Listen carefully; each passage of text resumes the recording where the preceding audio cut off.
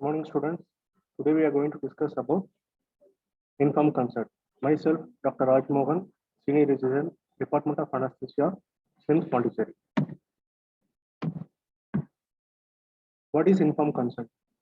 Before taking up the patient inside the OT or doing any procedures or doing any simple procedure or any major surgeries, we have to take a written informed consent. The patient should be detailed, patient should be told about the procedure and in their own vernacular language, and we should take a informed written consent. That is very, very important because on the medical legal basis, on the medical legal grounds, it is going to be a very, very important document. So what is informed consent?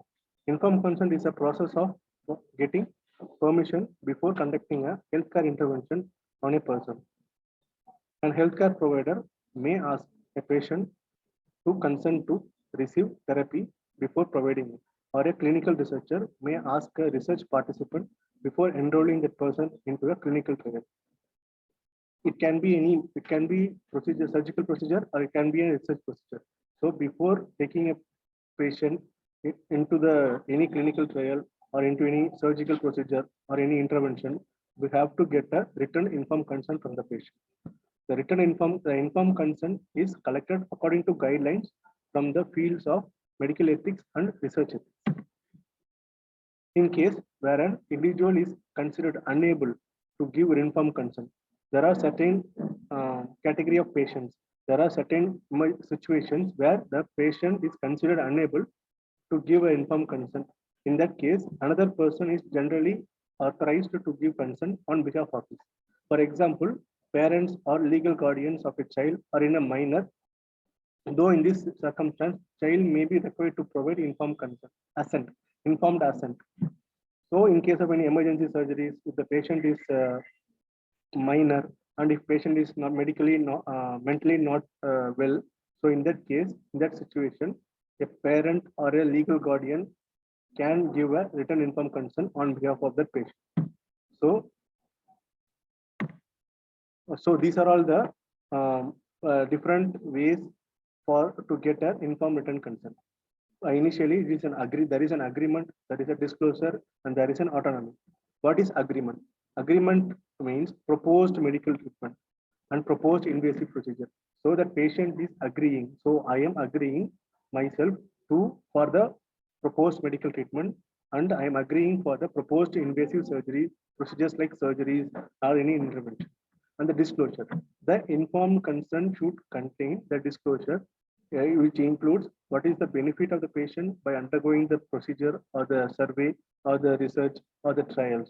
What is the benefit and what are all the risks patient may undergo during the procedure, during the trial, and these benefits and risks should be told and it should be explained in patient's language. And what are all other alternatives? For example, if the patient is having a major abdominal surgery, if the patient is asking, if I am not going to do any if I am not going to do any surgery for this particular surgical condition, what are all the other alternatives which I can afford? So that in that situation, the disclosure should have this kind of alternative procedures and alternative things for the benefit of the patient. And the autonomy. The patient and the autonomy. Autonomy means the patient should be voluntary to give the consent without any force and to prevent any coercion or fraud to the participant. What are all the elements of valid informed consent? The informed consent is said to be valid when it contains the following three important entities. One is disclosure. As we already discussed, disclosure includes benefits. What are the benefits? What is the risk of undergoing this procedure? And what are all the alternatives? And the capacity. We have already discussed who are all the candidates who are capable of giving informed consent and voluntariness. The patient should be volunteered and there should not be any force. So these three are the very, very important elements of valid informed consent. If these three elements are not in the consent, this informed consent is said to be invalid. what is a disclosure? So the important, one of the important entity in the valid informed consent is disclosure. So disclosure should contain, we have discussed earlier, disclosure should contain benefits, risk, and alternatives. So while disclosure requires the health care provider, researcher to supply the subject with the information necessary to make an autonomous decision, the investigation must ensure that the subjects have adequate comprehension of the information provided. So before taking the patient to any surgery, any procedure, that disclose the informed consent should contain a disclosure, and this disclosure requires the healthcare provider to supply the subject with the information necessary to make an autonomous decision. For example, this patient is going to get a laparoscopic any laparoscopic procedures. That informed consent should contain what are all the necessary information that is required for the patient to give consent to make an autonomous decision. The surgeons or investigators must ensure that subject have adequate comprehension of the information provided. We have to we have to give a comprehensive written informed consent. It should contain all the information provided for the particular procedure or particular trial. This latter requirement implies that the consent form be written in a lay language suitable for the comprehension skill of the subject population. And this is very important. Informed consent should be written, and the requirement of the comprehension information we have discussed now, that comprehensive information should be written in patient's own vernacular language, which is suitable for the comprehension skill of subject population, as well as assessing the level of understanding during the meeting. The patient should understand. Patient should have all the information about the procedure, and he or she should be known that I am going to undergo this procedure. So these are all the benefits, these are all the risks, and these are all the alternatives. So capacity. So we have discussed the capacity. This is the second tier of the valid informed consent. So this is the capacity. Who are all able to give the written informed consent?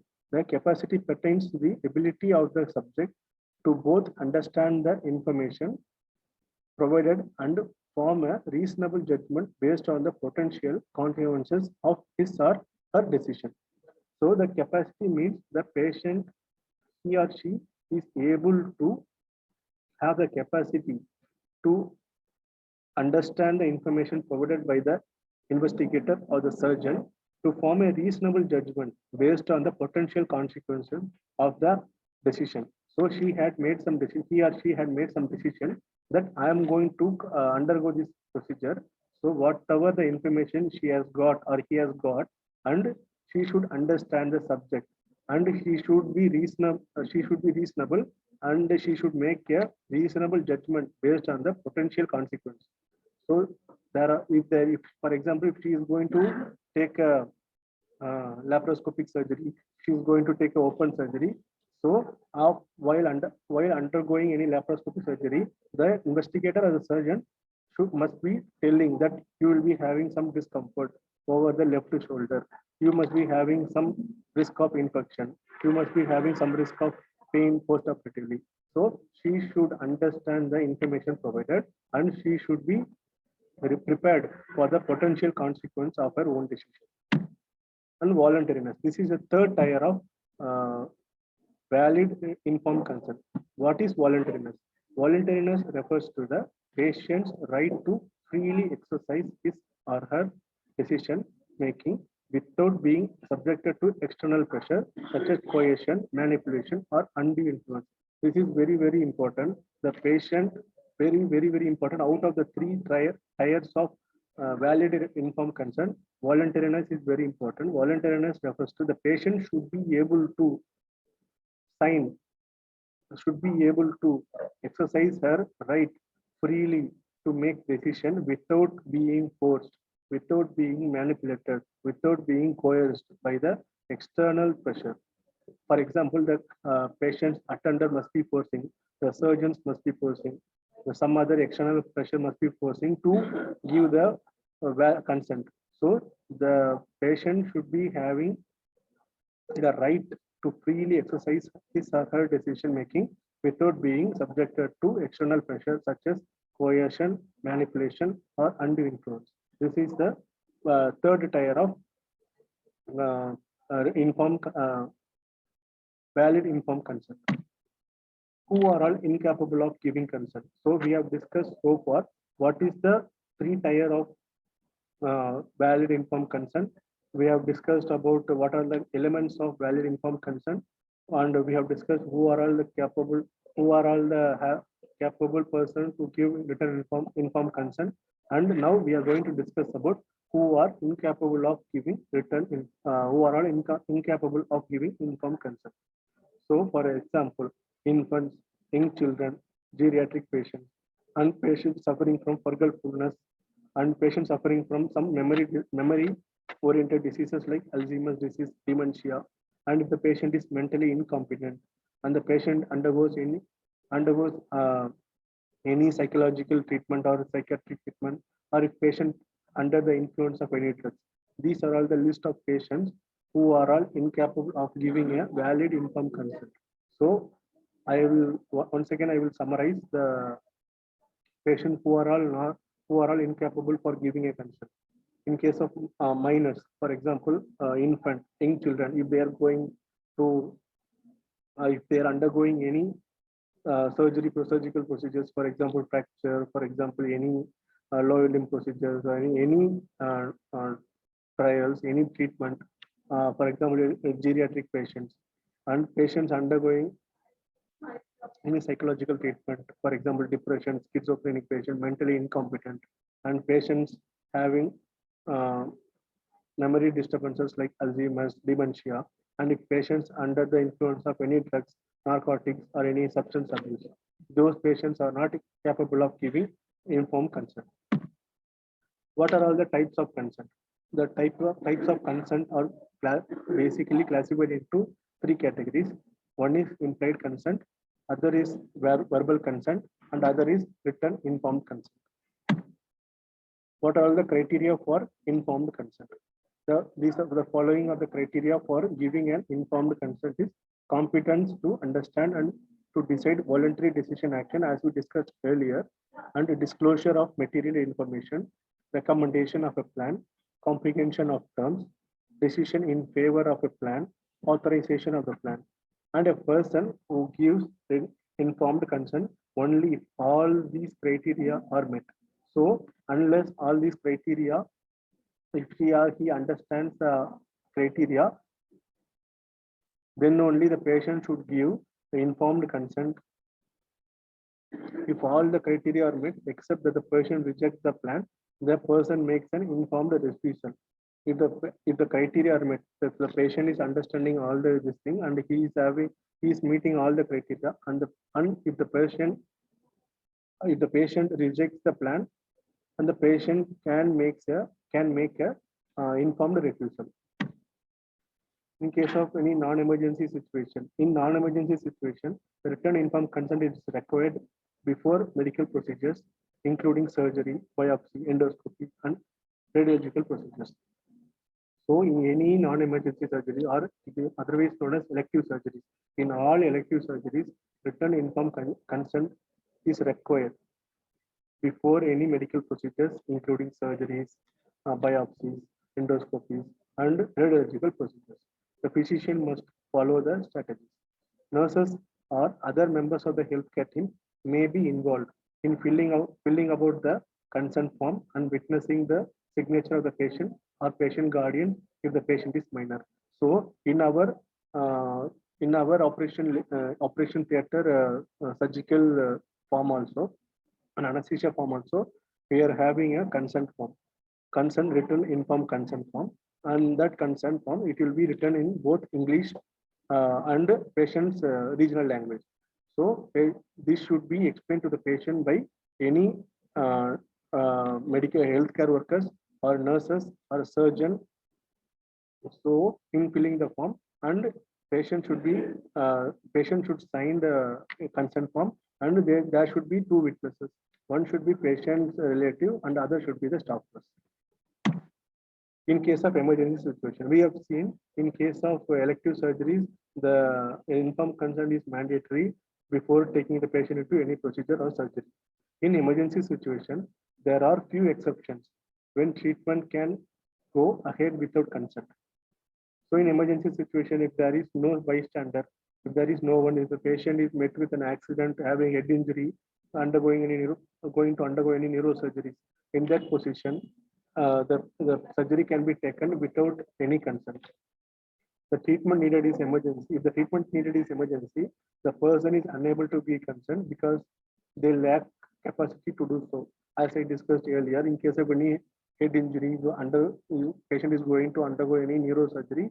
In that case, patient is not in a position to give consent. So we can give the patient can go ahead without consent. So when during operation, person suddenly requires additional procedure to treat life-threatening problem that was not included in their original consent. For example, if the patient is undergoing emergency laparotomy, in case of any perforation peritonitis, the patient is undergoing emergency laparotomy. So in admission of the procedure, if the patient is initially they would have got consent, original consent about the emergency laparotomy procedure. So intraoperatively, there may be additional findings. There may be additional signs, additional findings, additional additional information the surgeons must be getting. So they have to treat that also. For example, if the bowel is ischemia, bowel is having more, the length of the bowel is having whole length of the bowel is having being necrosed. So they're having multiple perforation. They have to take the entire bowel, large intestine. So that may not be included in the original consent. So that in that procedure, if the patient is requiring sudden additional procedure to treat the life-threatening problem that was not included in their original consent, the patient can go ahead without taking the consent. Informed consent. So permission obtained from a patient to perform a specific test or procedure. So this is a definition of informed consent, and the informed consent is required before most invasive procedures. Before a patient is admitted to a research study, the document used must be written in a language understood by the patient, be dated and signed by the patient and also by the witnesses, at least one witness. The signed consent should be obtained by the person performing the procedure. So we had discussed the informed consent. We have discussed the implied consent. We have discussed the verbal consent, and we have discussed the informed written consent. Implied consent is okay. I'm going to take the blood sample. I'm going to take a swab. I'm going to give you a intramuscular injection. That is the implied consent or the verbal consent. For that procedure, we don't need to take a written informed consent. So before ending the session, I want to give the elements of. I want to brush up the element of valid informed consent. Yeah, written informed consent is said to be valid only if these three tiers or criteria are met. One is disclosure, other one is capacity, and the other one is voluntariness. And this is the criteria for informed consent. This patient should meet all the above mentioned criteria. That is competence to understand and decide, voluntary decision making, disclosure of material information, recommendation of a plan, comprehension of terms, decision in favor of a plan, authorization of the plan. A person gives informed consent for the procedure. For example, he or she is going to give an informed consent for any abdominal procedure. He can give informed consent only if all the above mentioned criteria are met. And and in other cases, if all the above mentioned criteria, if he or she met the criteria, but the person rejects the plan, he is not going to proceed with the plan, he is not happy with the plan, he or she can make a informed refusal. We have discussed about the non-emergency situation. In non-emergency situation, the written informed consent is mandatory for all the elective surgeries. In emergency situation, if the patient is not able to give consent, the person can go ahead without consent. And in case of any additional procedures needed intraoperatively, patient can go ahead without consent. And finally, we have discussed about the informed consent. What is the informed consent? How to document? Who are the person should sign the document? Who are the witnesses? And hopefully, we have discussed about informed consent. And hopefully, we have discussed the overview of the consent. This is a medical legal basis. With so, dear students, before taking up preparation for any procedures, any invasive procedures, any surgeries, any trials or any research study, you should take a written informed consent in a language understood by the patient. So hope you understand the medical legal grounds behind behind taking the informed consent. So hopefully you will follow the art of taking written informed consent in future also. Thank you so much.